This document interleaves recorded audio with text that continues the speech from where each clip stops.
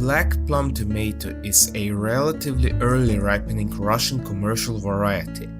The plants have huge yields, producing tons of elongated, mahogany-colored plum-shaped fruits, which in general have green shoulders.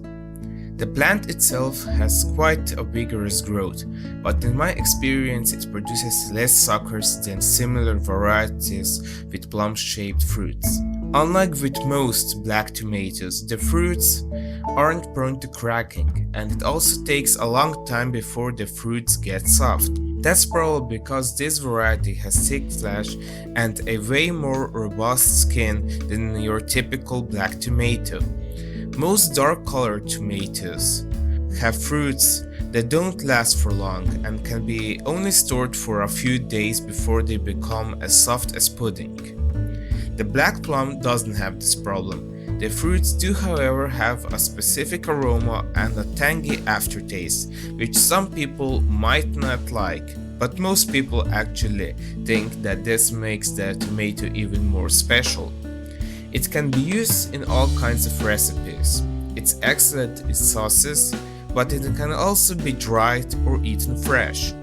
The fruits have plenty of seeds, but those aren't bothersome when you eat them. It is a very robust variety, which in general doesn't have problems with diseases. In my experience, it tolerates heat very well, and even when temperatures were around 35 degrees Celsius, it didn't stop producing fruits. Blossom end rot can be problematic occasionally, but it doesn't happen often.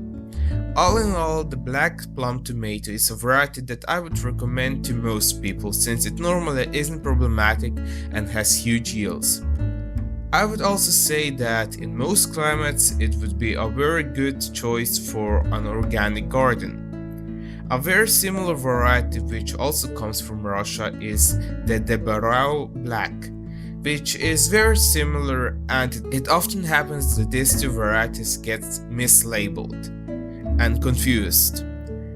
In my country that's also been a case, and plenty of gardeners from my experience and from the experience of others who I talked to have said that a lot of the tomatoes that are offered here as black plums are actually the Barao black tomatoes.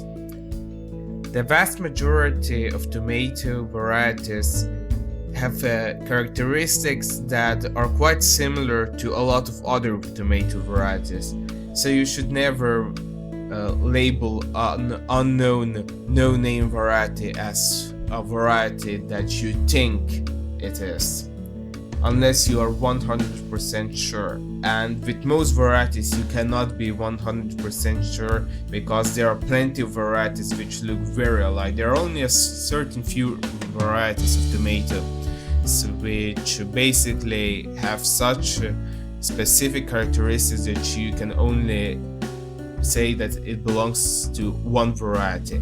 If you are not sure about the tomato variety which you grow, it's probably for the best that you tell that people if you plan to sell the seeds to somebody or make an exchange, because most people want to get the variety that they want, not a similar looking variety. That sadly often happens with new growers, that they just label a random variety that they got from somewhere and don't know the actual name as one known variety that they think is the variety they grow. You shouldn't do that.